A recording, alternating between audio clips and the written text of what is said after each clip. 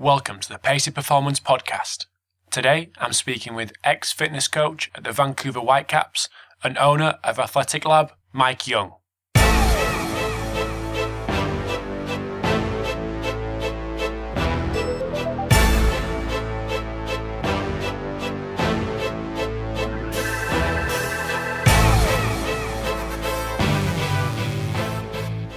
Okay, welcome to episode 3 of the Pacey Performance Podcast. Again, the podcast goes international, coming from with Mike Young over in the US of A. Welcome, Mike. Thank you. Thanks for the opportunity. Not a problem. So, anyone that doesn't know Mike Young, can you tell us a little bit about your background, who you are, where you've been, and what you're doing at the minute? I come primarily from a track and field background, but my love is sports science and applied coaching. So I have been in school for a long time, or was in school for a long time, bachelor's degree in exercise physiology, master's in coaching science, doctoral degree in biomechanics. I continue to do some ongoing research, both for companies in terms of product development, national governing bodies, in terms of applied research for athletes, elite Olympic athletes. But my primary focus is on truly applied sports science as well as coaching. So I run a training center, own and run a training center in North Carolina called Athletic Lab, as well as work with athletes both on-site and off-site. Have a handful of elite track and field, winter slide sport athletes, and then have worked with professional soccer or football players, as the case would be, for the past 4 or 5 years as well. Most recently working with the Vancouver Whitecaps of the MLS for 2 years. Cool. So how did that transition come from track and field to football/soccer? Well, I have a strong sports science background, so I'd worked with a handful of sports across the board, and I kind of take the philosophy of track and field somewhat being the mother of all sports. And I say that not so much in terms of a conceited way, but think of it in terms of the physical development, and what athletes in other sports want in their physical development is to run fast and jump high and throw far and to be able to run for a long period of time. And those are secondary qualities somewhat in other sports, but that is the sport of track and field. So in terms of my background, I've been able to bring that to other sports as well. And I really lucked into working with high-level soccer. I coached a handful of professional soccer players and worked with a second division team here in the U.S. That team was very successful, won a couple championships, and that basically brought me up to the MLS. Had an opportunity that I couldn't turn down to go there, essentially leave my business and go on alone for 2 years to Vancouver. And the testimonials that I had received both from this team that was very good at the second tier level in the U.S., as well as some individual players that went on to play in the MLS and elsewhere, really helped me out. So they ran really fast and tended to do very well on the fitness tests at their various clubs. So it got me some looks, and I've, along the way, have been a student of whatever I participate in. So that's been soccer. So I've kind of immersed myself in football / soccer over the past 5 years. And this area where I currently live in is really, in the U.S., about as football friendly as you can get. Okay. We have some of the biggest collegiate programs in the U.S. are from 5 and 10 miles away, and the youth development system here is really outstanding, at least in terms of what you'd see in America. It's really on the forefront of American youth football development. So what college are we talking about there? University of North Carolina. Okay. Their men's programs are, perennially successful. North Carolina State University, Duke University, Wake Forest, all of those are within about 40 minutes of where my training center is. Okay. So we get a lot of those collegiate athletes or athletes that want to move up to that level at the youth level. And, that just kind of trickles down and trickles up. So we have, there's a great culture of youth soccer and amateur soccer here that feeds into future professional players. That has really helped with my business, as well as direct the course that I would go professionally as well. Cool. I mean, you discussed a little bit about your own business, but we'll come on to that a little bit later. But when it comes to working with individual football players, did they kind of seek you at your place, or were you kind of actively seeking to work with football players, soccer players? There's a little bit of both. Okay.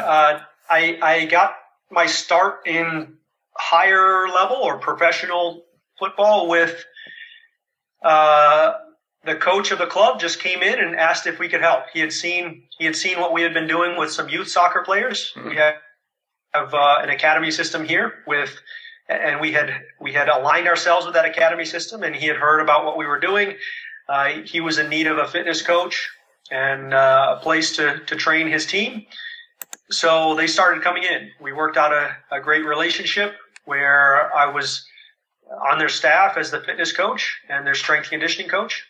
And then it kind of blossomed from there. Some of those second division players, a lot of them actually, almost half the squad ended up playing at MLS or higher level. So it really became a strong testimonial to what we were doing tactically, technically, and so forth, and physically, where we could take these players from a second division and put the bulk of them on first division teams in the U.S. Very good, excellent. So with your work at the Whitecaps, what's your kind of role day to day? Are you out on the pitch? Are you in the gym? Are you kind of managing systems? So right now, I'm actually working mostly on an advisory role with the Whitecaps. Okay. I have gone back to my business as of about 1 month ago, and what I'm doing is helping them to manage the systems that I put in place. Okay. So I had a handful of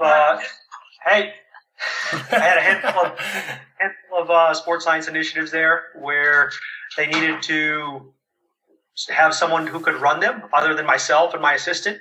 Yeah. But so my role was multifactorial, and I think this is what you're increasingly seeing in the field of the fitness coach. You're not just a coach; you are a applied sports scientist and a liaison with the medical field. Definitely. Yeah. So I was orchestrating and coaching all of the strength conditioning programs. I was putting together the on-field fitness work with the partnership of the coaching staff, the technical coaching staff, incorporating it within small-sided games. I was monitoring player load, monitoring wellness throughout the course of the week, doing various analyses like body composition and specific gravity of urine and so forth, as well as overall analytics of match play, physical load in a match play, physical load on a practice, that kind of thing.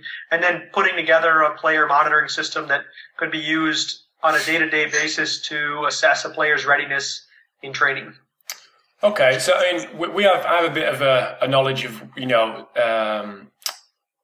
multidisciplinary teams over here when it comes to kind of elite football / soccer, but I don't really have any knowledge of what kind of medical teams are behind the scenes in the MLS. Are we talking big teams behind the scenes, or is it, what kind of staff did you have at the Whitecaps? I think with the Whitecaps, we had a little bit different than some other teams. Okay. I know our medical staff was very, very extensive. Okay. In that we had 5 full-time medical staff. Right. And 2, I believe, were physiotherapists, athletic trainers, and so forth, as well as part-time chiropractors and physicians. And so medically, we had an extremely extensive staff. From the performance side, it was myself and my assistant, and we were kind of tasked with liaising between the technical staff and the medical staff. Yeah. We tended to be more on the technical staff, but because we were so integrated with the sports science team and the medical team, or we were the sports science team to some extent, and the directing the medical and coordinating medical with the training and overseeing some of the injury return to play scenarios. Okay. That it was all a fairly integrated process. But as far as what we had, I think it was pretty comparable to what you might see in Europe. Yeah. Our medical staff was probably a little bit larger, from what I understand. Okay. Our performance staff might have been a hair smaller. I've seen some places have as many as 4 coaches. Yeah. We just had 2. But overall, the team was probably quite good in terms of personnel, how many people we had and the resources and so forth. So our team was pretty comparable. I don't think that's the case for a lot of clubs, though, in the MLS, at least not yet. Okay. So the Whitecaps are kind of in front when it comes to that kind of thing. There's a handful of clubs that are doing great jobs and are kind of bankrolling a more comprehensive integrated service. Yeah. But it's not the norm yet. It is increasingly becoming the norm, and I think teams like the Whitecaps are on the forefront of that. But it's not the norm yet.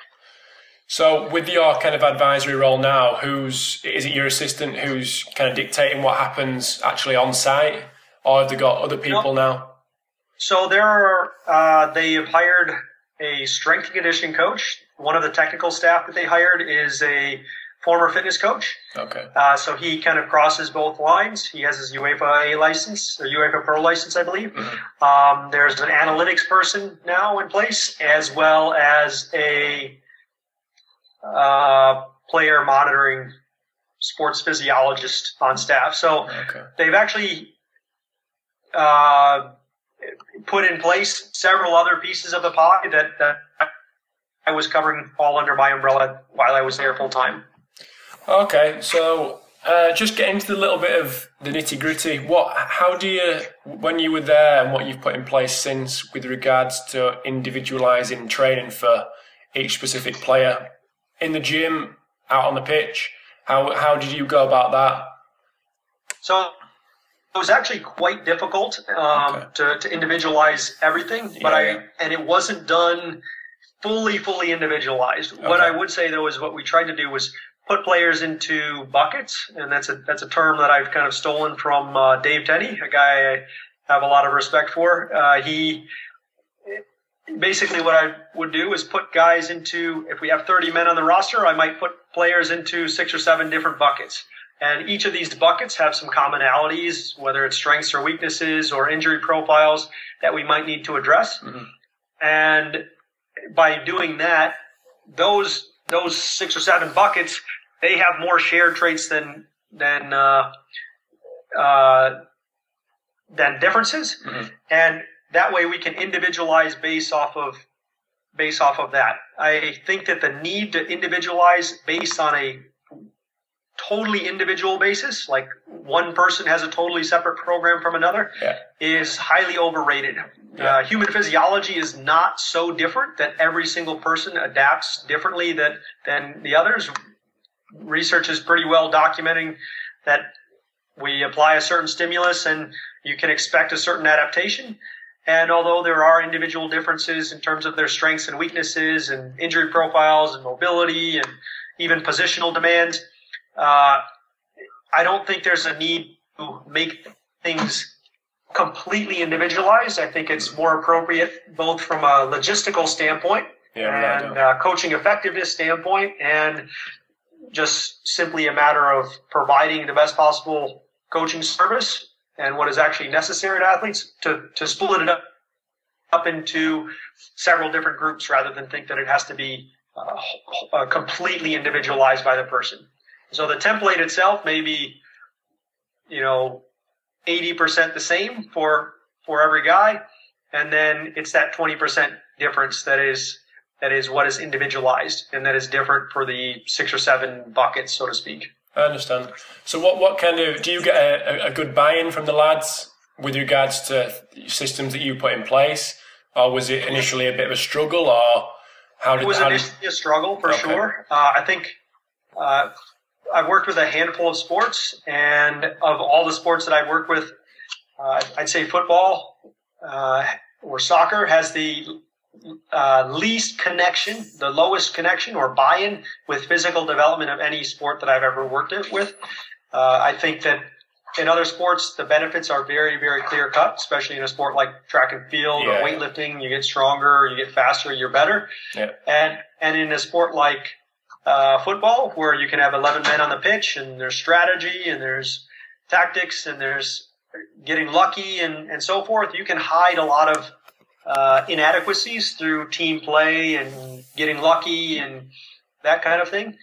But it doesn't make it any less important, I don't think. So buy-in was initially a little bit difficult, but it's taken about, with the two clubs that I work with, it takes about a year or less, say 6 months to get 100% buy-in. My second year with the Whitecaps, we had unbelievable buy-in. Very few people complained. A lot of people loved going to the gym, loved doing the extra work. We had a handful of case studies where guys would stay and do extra a lot of times and go over and above prescription, and they were absolute rock stars in terms of their fitness qualities and capacities. So we had great buy-in, I think, and it's really just part of the coach's responsibility is creating a culture where people understand that this is an important part of the game and that the fitness coach is trying to make them better. And as long as the fitness coach can incorporate things in a way that is applicable to the sport, applicable to the position, and within the context of the season, that I don't think you'll have any problem with athletes buying in. And when that happens, then that's when you have your real success. So do you think it is the football/soccer culture that you've changed rather than any specific way in getting that buy-in? Yeah, that might be the case. I mean, some of it is really just a matter of education, I think. I think, as I said, in the sport, you can really cover up physical deficiencies through a variety of other means, whether that's tactical, technical, getting lucky, strategy, whatever. And that's not necessarily the case in other sports.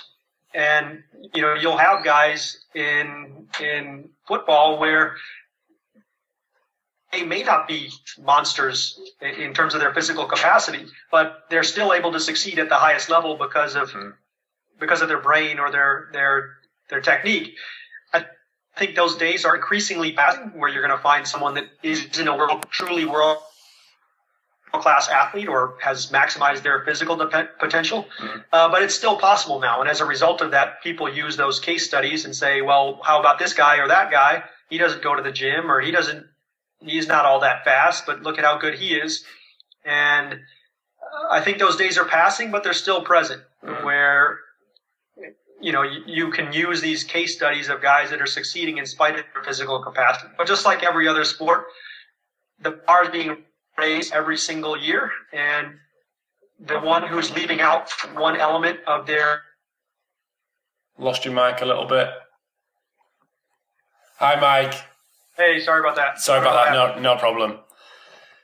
So yeah, with regards to the culture, it was the changing culture at the Whitecaps that gave you the impetus to get that buy-in.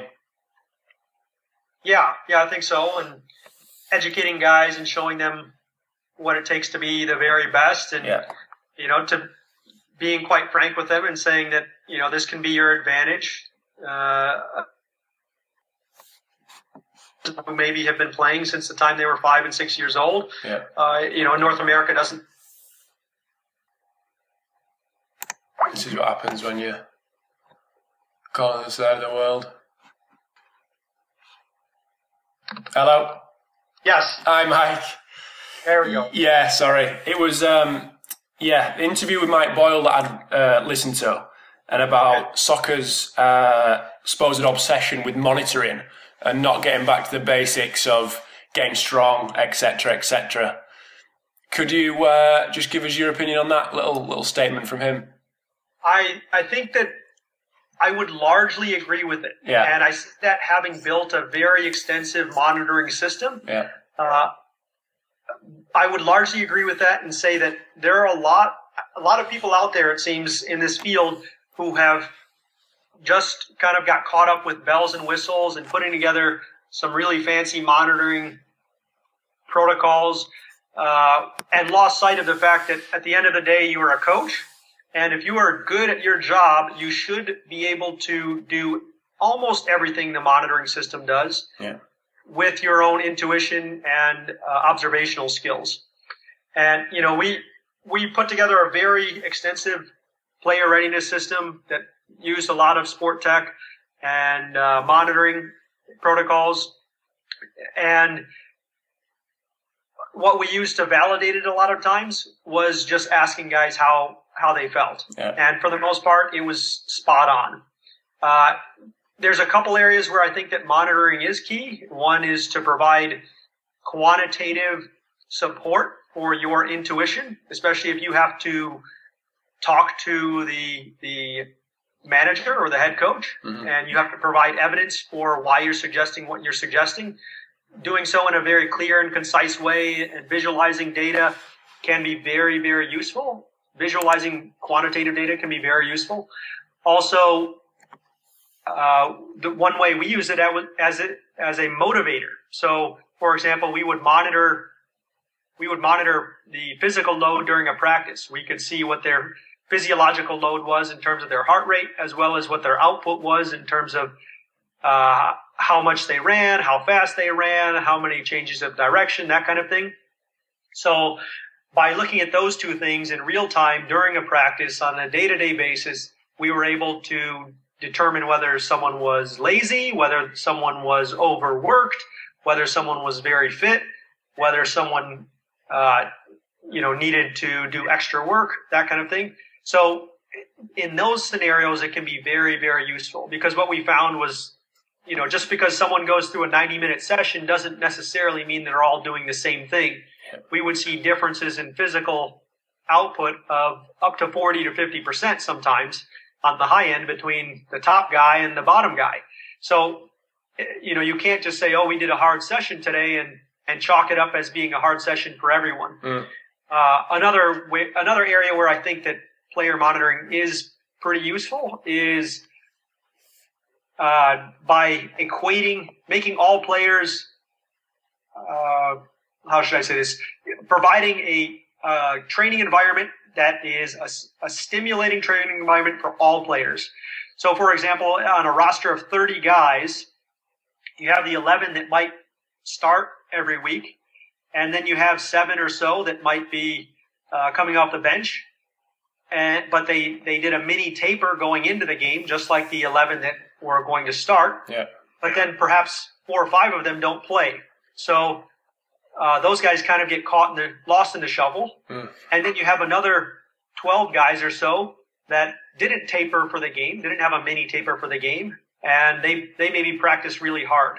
So you have all of these different scenarios, and even within those 3 cases, you have guys that are injured, and you have guys that are coming off the bench and playing 40 minutes, and you have guys that are sitting on the bench and not playing at all. So you have a lot of different scenarios, and you want to try to provide a training environment where players are not getting left behind, so to speak.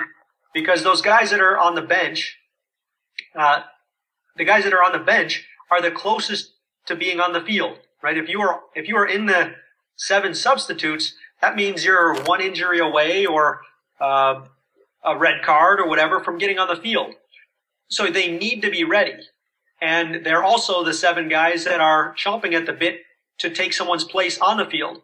But if you don't give them the training environment that would allow them to physically to overtake the player that is on the field, then you're shortchanging them. So you want to give them every opportunity to at least stay on par with the people that are already in front of them at their position. Yeah.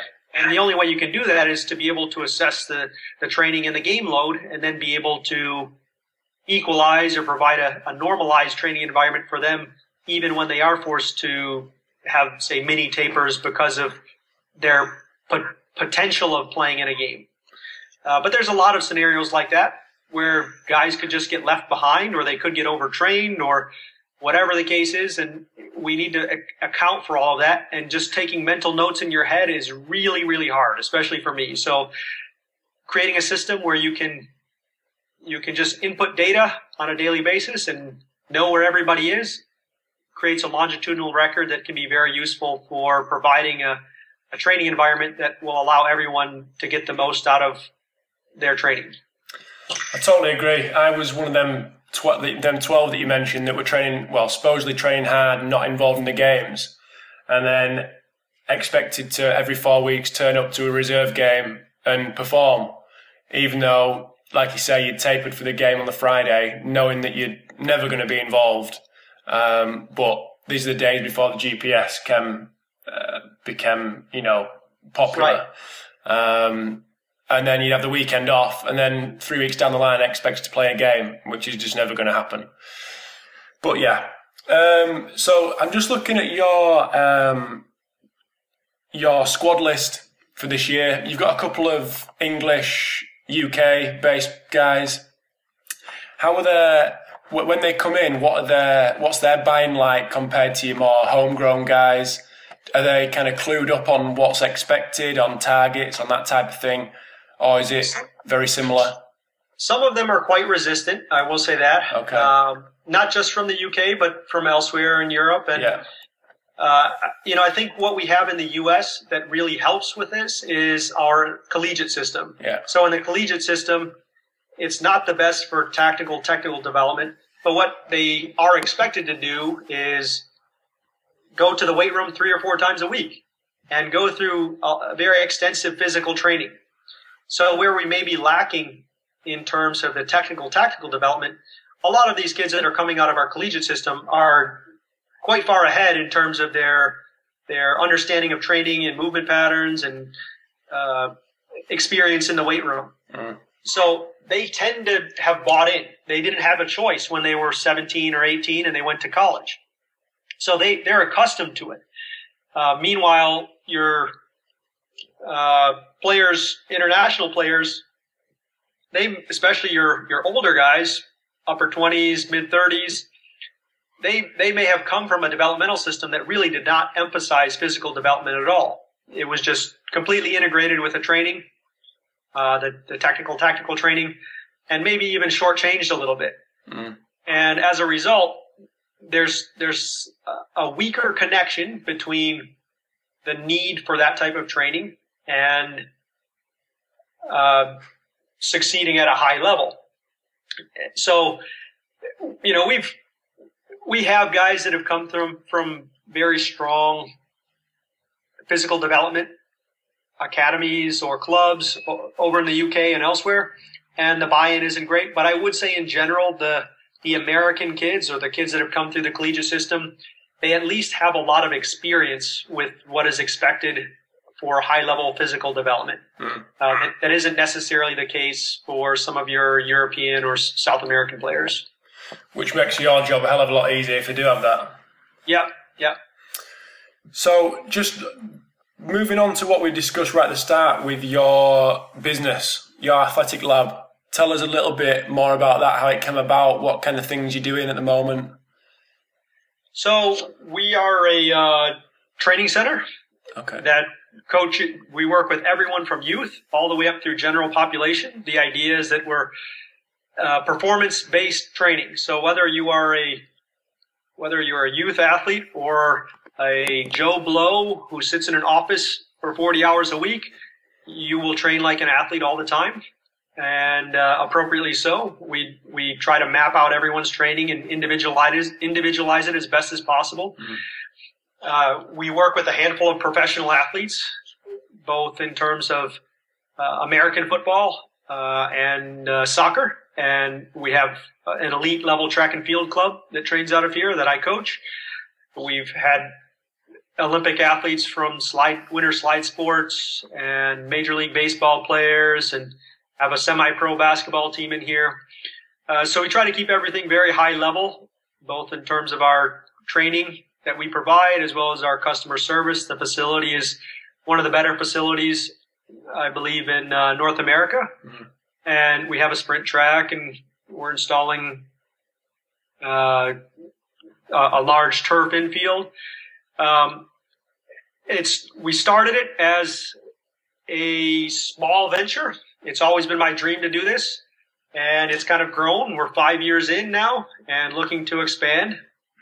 It has really taken off. We still work with a lot of soccer football guys because of where we are and because of my track record in soccer. I've actually brought my assistant in Vancouver back here, and we have another former collegiate soccer player on staff here.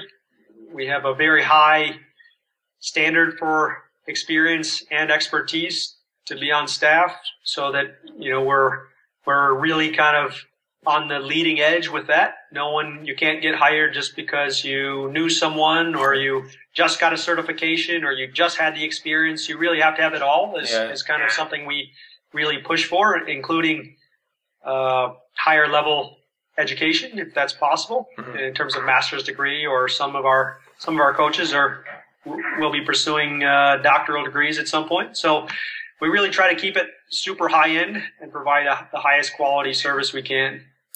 It sounds brilliant. I mean, I've been to a couple over in the UK. I mean, we obviously don't have the capacity, the space, the amount of people you guys have, but a couple that I've been to have focused on general population and then brought in or identified athletes to kind of boost their look. But is that the same with you guys, or do you kind of the other way around? Other way around, okay. Our first year, largely because I started in elite level, when I started the business full time, I was primarily dealing with upper level, elite level athletes, and a lot of them followed me to the area or kind of moved to the area to continue training with me. So initially, almost all of our client base was professional athletes. Right now, we're about 50-50. And we take what's called, what I have deemed the Ruth's Chris principle. And I'm not sure if you have Ruth's Chris over there, but Ruth's Chris is one of the highest level steakhouses in North America. Right. And fairly pricey. And if Ruth's Chris sells their steaks for probably, I don't know, £30. $60 is a higher level steak. And if they wanted to sell a hamburger, they could sell a very expensive hamburger at Ruth's Chris, no doubt. But if, on the other hand, McDonald's, which you do have, if McDonald's wanted to sell a filet mignon, they couldn't do it very well. So we've taken this approach where we're going to start from the top, provide an elite experience for our elite athletes, and there will be general population that want to experience that. And it's worked pretty well for us. In the market research I've found is that the people that start on the low end and try to go work up have a difficult time doing it because they brand themselves more as a general population place. And no question, you need to have the general population. I think both from the standpoint of, we're in a, especially in North America, we're in a health crisis here. So I like working with these people. I like working with people who are active and fit and performance oriented, but also from the standpoint of those are a lot of the people that will pay your bills. So some of our Olympic and elite athletes, they're not high dollar clients. So we need to find a way as a business to subsidize that. And the Olympic and high level athletes, they bring us exposure. They allow us to do what we want to do, but they're not going to be, right now they're about 50% of our revenue. Okay. And I think most successful places I've seen have to go that route because otherwise, it makes it very, very difficult. Similar to a vineyard where they release a reserve bottle of wine that's a couple $1,000, 500 pounds, say, and that's not what's going to make them the money, but that will help them sell more of the 10-pound bottles of. I understand. So we've taken that same approach, really. Okay. No, that's really interesting. And I'm just looking at the time, and I've kept you for 35 minutes. So it's really good stuff. It's really interesting.